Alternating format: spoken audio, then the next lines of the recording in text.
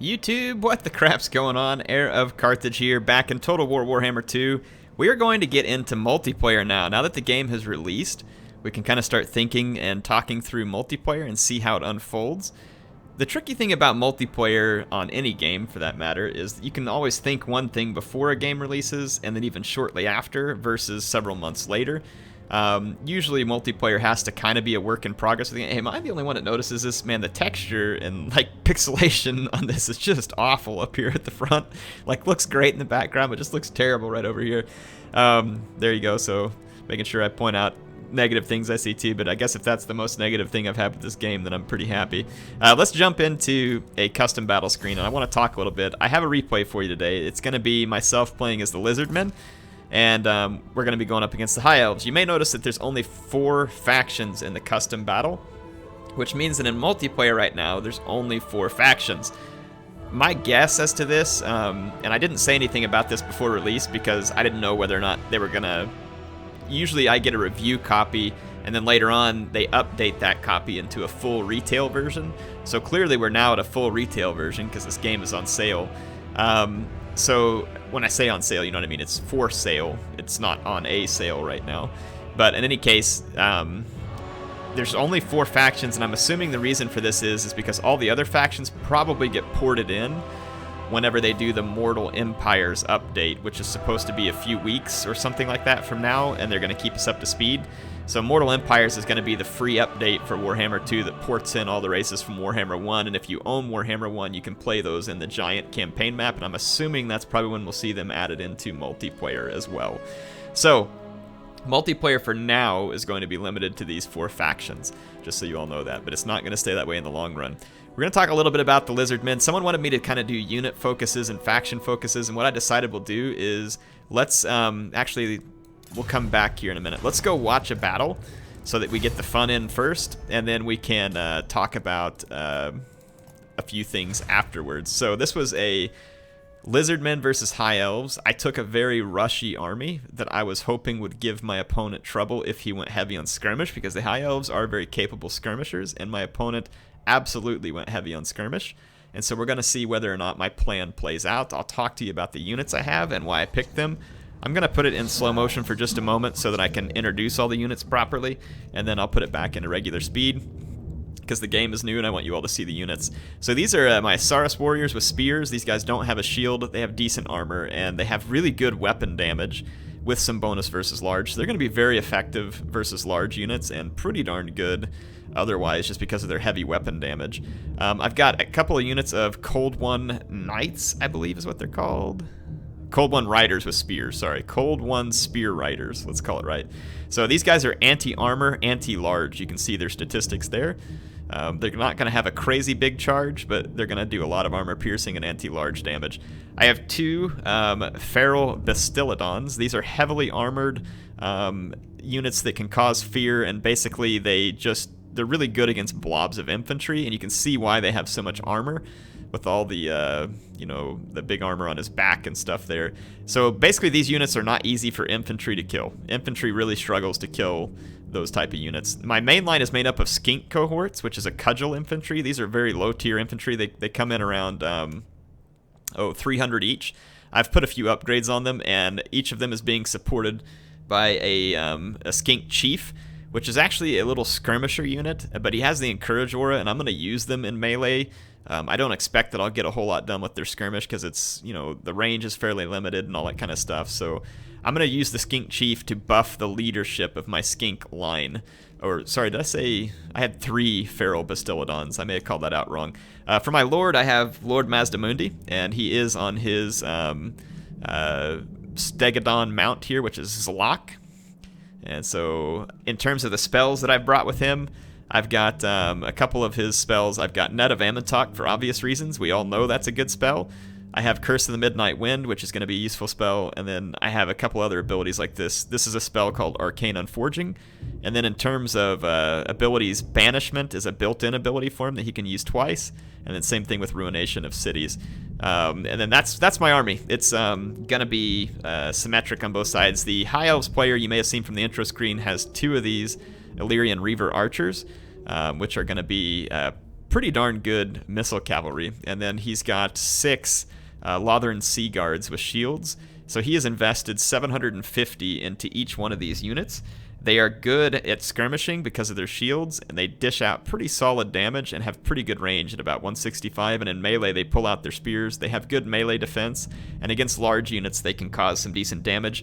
Now the thing is when you look at their stats, they're pretty close to the spearmen that the High Elves have, but you gotta remember that these guys are fewer men per unit. So that's a key thing to remember. There is a Silver Helms right here as well, so you can see the Silver Helms. Kind of some weird lighting stuff coming off their spears, the way they're glinting there. Anyway, so yeah, here's the Silver Helms. Great cycle charging shock cavalry. The High Elves have some really good cavalry. His lord is going to be Tyrion, who is a duelist melee lord, and he's going to be good against other lords who don't have a lot of armor piercing, or in his case, since he's mounted, anti-large, but he'll be good at dueling other lords. All right, let's hit play here. Jump into this. So I had a rush army, that's why I put it into the slow motion. My opponent is in big trouble. He has this Tyrion chariot too, or a Thelmar chariot? Yeah, something like that. I probably can't say it right. The chariot I'm unconcerned about, I'm just going to ignore it. If it wants to run into some of my skink cohort, then feel free.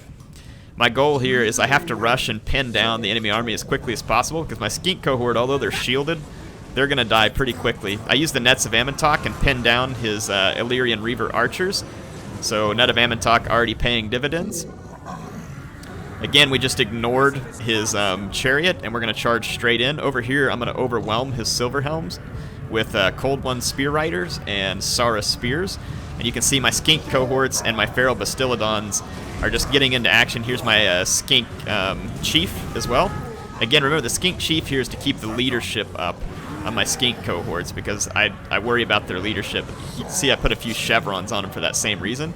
So I wanted to make it hard for my opponent to just easily rout them. Mazdamundi is also going to charge in because he has a ton of hit points and he's up on Zlok, so he will be quite safe charging into combat like this. He's got a lot of armor as well. So we want to use the Terror and other thing. Look at that, Silver Helm's already wrapped up. My opponent did have a hidden unit, if I remember right. In combat, he had a... Oh, I don't even know if I can see it because we're watching it from my perspective. He had a Dragon Prince, I believe, which was a super high-end cavalry unit. We'll take a look here in a minute. Yeah, here it is, Dragon Princes. So right now it's chasing my Skink Chief. He's the one that got hit by the chariot and separated. So there's a Noble and a Skink Chief. A Noble is a melee lord. And the Dragon Princes don't have armor piercing or anti-large, but they have 110 armor and 80 charge. And pretty darn good melee defense, which makes them an all-around very good cavalry unit. I test them up against like some horned ones for the Lizardmen, and the Dragon Princes actually won that engagement.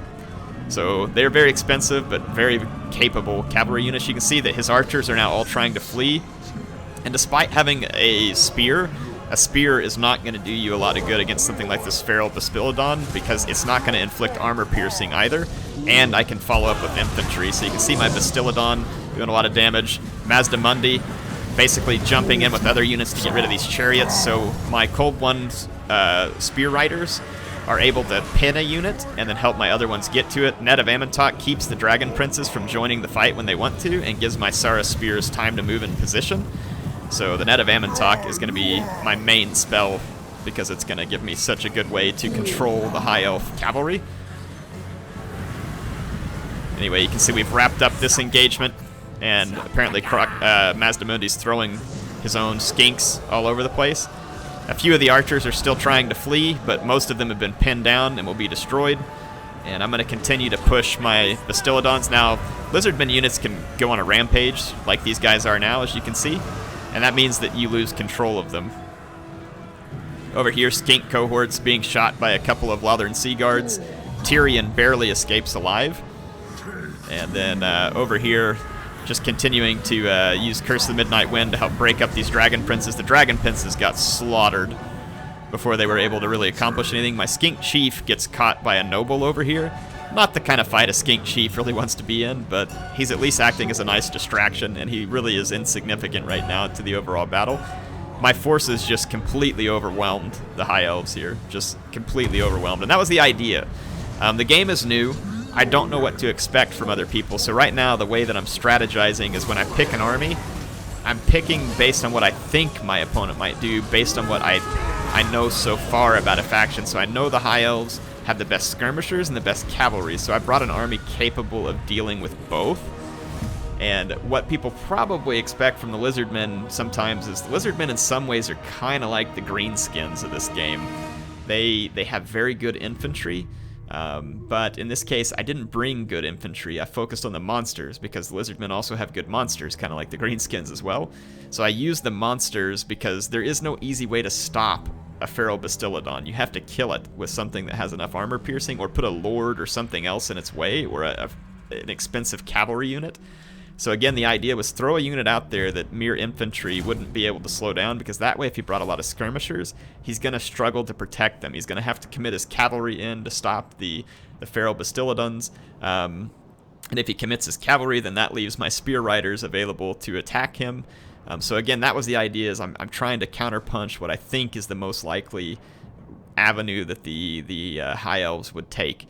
And then I brought Mazdamundi because he doesn't do tons of damage when he's up on Zlok or otherwise, but he can do some damage. He can inflict that fear and stuff, and he can put the spells down, and you don't have to worry about him being an instant death or something on that type of mount. And the Skink Chiefs, again, were just to boost leadership. They're very cheap units. So let's go talk about a couple of these units. I'll do a little bit of a unit focus after each battle for now until we start to familiarize ourselves. As a faction, the Lizardmen are going to be a rushy faction in general, and their strength is in infantry and monsters. And quite honestly, they pack a pretty solid punch when it comes to cavalry as well. So the Lizardmen are a good, almost a perfect all-around faction if they had good skirmishers, which they really don't. Their skirmishers are focused on short range and poisonous attacks. They do have long range in the form of this Bastiladon with a solar engine, and they also have some long range over here with the Stegodon. I'm not sure exactly what it shoots off of its back because I haven't used this unit yet, but anyway, it's interesting artillery because it's kind of like a Cygor. They're also doubled as a melee unit when you pick these missile monsters and beast. So let's talk a little bit though. So overall, the Lizardmen appear to me at least to be quite a competent faction, and the reason I say that is that the only real downside to the Lizardmen right now, like I said, is the lack of long-range foot skirmishers, and their infantry is pretty expensive. It's good, but it's pretty expensive. Saurus warriors are kind of similar to Orc Biguns. They are a very high damage unit, and they have mediocre armor, kind of middle of the road. They're not bad, they're not good. Their leadership, actually, though, is pretty solid, coming in at 75, so these guys have pretty good leadership. And there's a version of them with shields as well. So you have a spear version, and you have a cudgel version. So one is more anti-infantry, the other is anti-large. But both of them maintain close to the same weapon damage. You're at 42 weapon damage on a spear unit, which is really unheard of. There's not many units in the model though, or there's not many models in the unit though. There's only 75 models, but they carry quite good statistics. And these guys, the spears also come with a charge defense against large, which means that if they're braced, it will negate the charge of any unit that's considered large. Any unit that is large is anything horse-sized or larger. So that's kind of how that works. So the Lizardmen, I think, are going to be a good rush faction. They're going to have lots of damage-dealing units between their infantry and their monsters. And just to kind of talk through, maybe we'll focus a little bit on the monsters today, and just talk a little bit about what they're good for. So we'll start with this Feral Bastiladon. One of the things it's good for is it causes fear and terror, and this is an armored unit that can just kind of tank its way through infantry like you just saw it do right there. Even infantry with spears and halberds and everything, the charge of this monster is going to come with a lot of mass, and you can see there's specific anti-infantry damage that comes in the weapon strength.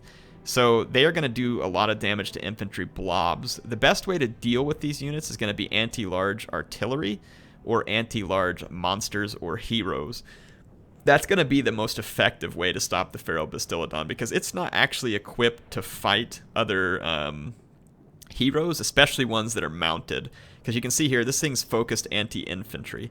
The other thing that can get challenging for the Feral Bastiladon is it can lose its leadership. Its leadership is okay, it's not great. But really on the charge, this thing is going to dish out a lot of splash damage into a blob. So what I like to use these units for is they're pretty cheap. and I like to use them to disrupt an enemy army. They can punch through an infantry line and immediately pressure skirmishers, and if they turn around and come back and attack that infantry line, they then get attacked in the rear by a unit that causes fear and terror. So that's why you saw me combining them with cheap skink cohort infantry, or it's like, instead of just spending money on expensive infantry, I can get the best of both worlds. I can get the cheap infantry so I get numbers, and then I can get the Feral Bastiladon so that I get the armor piercing and killing power along with the terror. So that's why I combine the two to bring it in that way.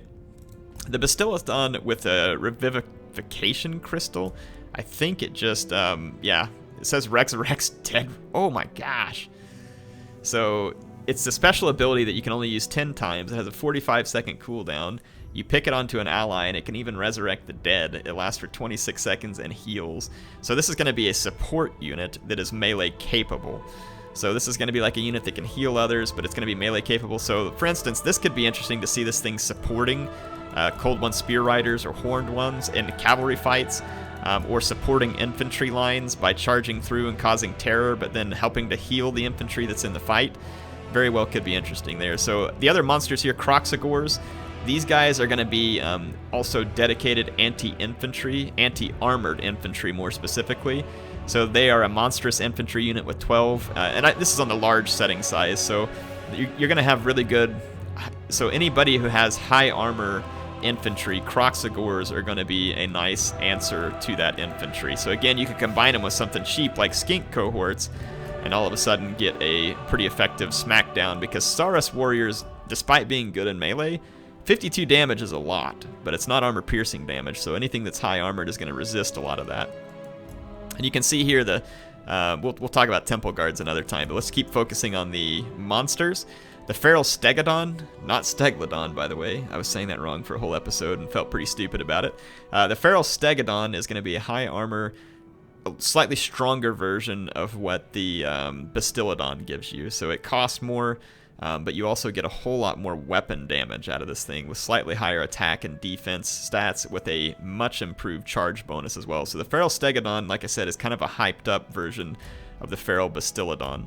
And so the Stegodon is going to be meant to break lines, fear, terror, all that kind of stuff. It even comes with missile resistance. All these units do. So like I said, killing these guys is going to be kind of a pain in the butt. So when you're coming up against Lizardmen, you better darn well be sure you're thinking about the fact that they could have 3 or 4 of these type of monsters just like I did, and how are you going to deal with that? Now, a Carnosaur is a different animal, obviously, literally, but it's a different animal in terms of what it's used for as well. It's an armor-piercing anti-large tool. So this is a monster that's going to be good at taking down mounted lords and other monsters. That's what it's going to be focused for. It doesn't have as much armor as the Stegodon and the Bastiladon, but it has way more attack stats, and it moves around the battlefield a lot faster.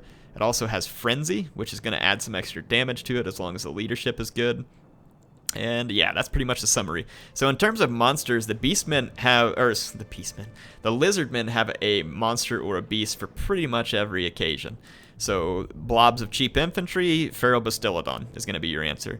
Support plus hitting blobs of infantry, Bastiladon with the revivification crystal. Croxagores, this is your anti-armored infantry. Or maybe you could, I mean, they're specific to anti-infantry, and they have a bonus, against the infantry of 18, which is a lot. But, they're armor-piercing. They could be used against another monster or something if they need to as well. Feral Stegodon, this one, again, even more damage to infantry, similar to the Bastiladon, but this guy's going to be better at dishing out damage to higher tier infantry, but the same purpose, breaking enemy lines, causing fear and terror, and putting pressure.